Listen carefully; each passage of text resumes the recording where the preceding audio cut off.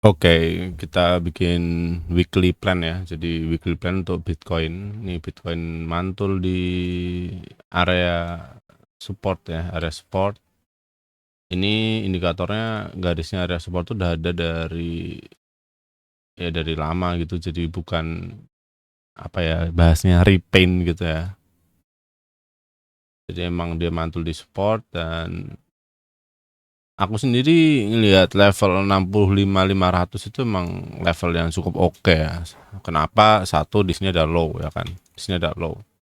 Lalu ya 65.500 tuh angka genep kan, round number gitu. Jadi sangat sangat sulit untuk dilewatkan lah untuk kita nggak entry di sini gitu. Kalau untuk bicara soal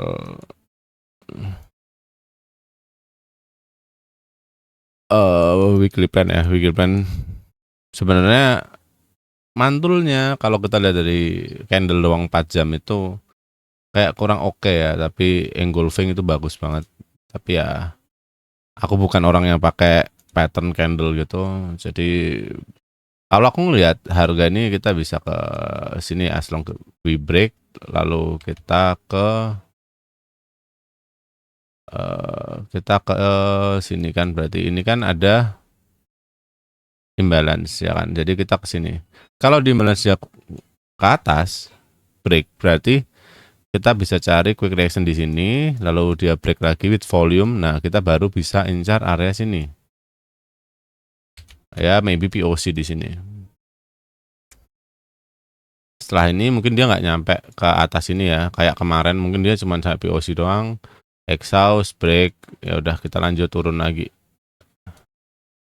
Kayak gitu. Jadi kalau misalnya nanti di sini itu turunnya imbalance gini, habis itu quick reaction gini, break ke bawah, ya kan kayak gini lagi, ya udah kita bearish. Bearish dalam artian mungkin kita akan retest low area sini. Ya nggak pasti SFP ya, mungkin turun aja ke sini, kayak gitu. Ini aku simpan dulu ya, ini aku simpan dulu sebagai gambar. Oke, oke. Itu plan bearish ya, plan bearish. Lalu kemudian, sorry plan bullish ya, bullish tapi berakhir bearish gitu.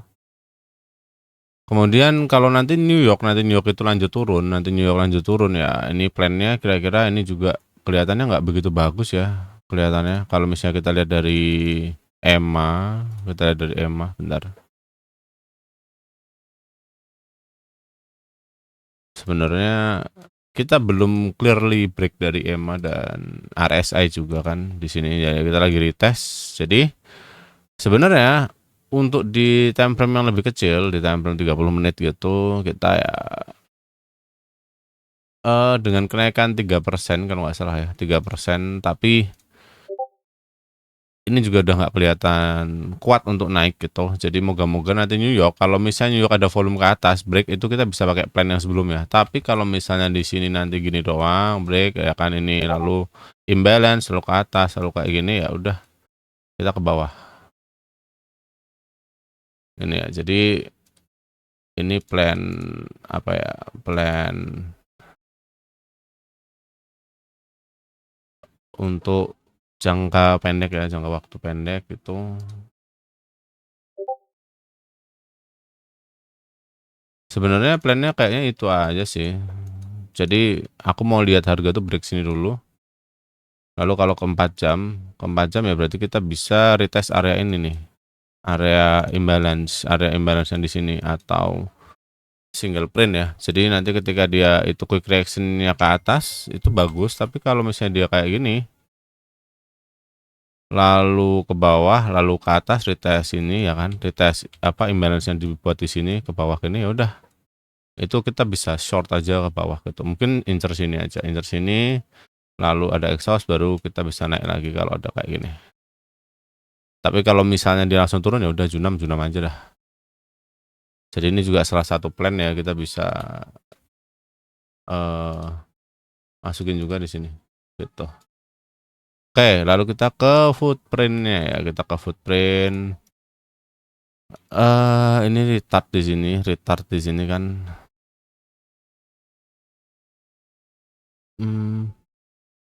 tadi ada yang tanya ya di grup kenapa aku bisa dapat bottom tick di 65400-an gitu, kalau nggak salah. Itu aku pakai tape, jadi aku nggak pakai footprint doang. Cuman kalau kita lihat dari footprint pun kita perlu siaga tuh sebenarnya sejak di sini. Sejak di area ya klimaks ini kan, di sini 1, 2 ini turun terus ya kan, ini turun terus dan akhirnya ketika di sini reverse, ini deltanya naik ya. Kelihatan juga kan di deltanya, ini deltanya kecil doang tapi sebenarnya kalau kita bicara buyer sellersnya ya sebenarnya cukup rame gitu, dan kelihatan ada yang inisiatif buyers di sini atau trap chasing us ya, trap chasing us ya, jadinya itu juga jadi bensin buat naik gitu aja. Dan sekali lagi sama seperti yang udah aku bahas terus, stock imbalance yang bagus tuh yang enggak di retest ya, kita naik. Lalu di sini kelihatan banyak seller. Aku waktu di sini ngelihat kayak, ini kita bisa naik gitu. Kenapa? Karena jujur orang tuh masih mau ngotot mau nge-short gitu kan di sini. Dan akhirnya ya tanpa buyers pun aja dia nggak bisa tembus gitu. Jadi seller-seller ini tuh jatuhnya cuma jadi bensin buat naik gitu. Sedangkan buyersnya cuma di sini aja kan tuh. Ya udah naik. Nah, waktu di sini imbalance lagi. Lalu ya masih defend ya kan imbalance-nya di sini. Sekarang ya jujur nggak kelihatan topping kan kalau dari time frame 5 menit ya. Oke lah, kalau kita bicara di sini boleh lah. Di sini ya kan ini berusaha push higher terus habis itu ke bawah, tapi ya turunnya pun juga kelihatan nggak gampang gitu, merah gitu. Aku tuh lebih suka yang kayak gini nih, naiknya tuh enteng gitu. Jadi kayak kelihatan sentimennya di sini tuh sekarang tuh udah bullish gitu. Dalam artian dari makernya itu tuh nggak ada apa ya, tin book atas gitu. Jadi aku ya di sini ngelihatnya masih bullish gitu. Jadi ya konfirmasinya apa? Konfirmasinya ya kalau dia nggak break sini aja gitu. Kalau dia masih gini, habis itu nanti break ke atas dengan high delta ya wes, probably ya higher gitu aja sih.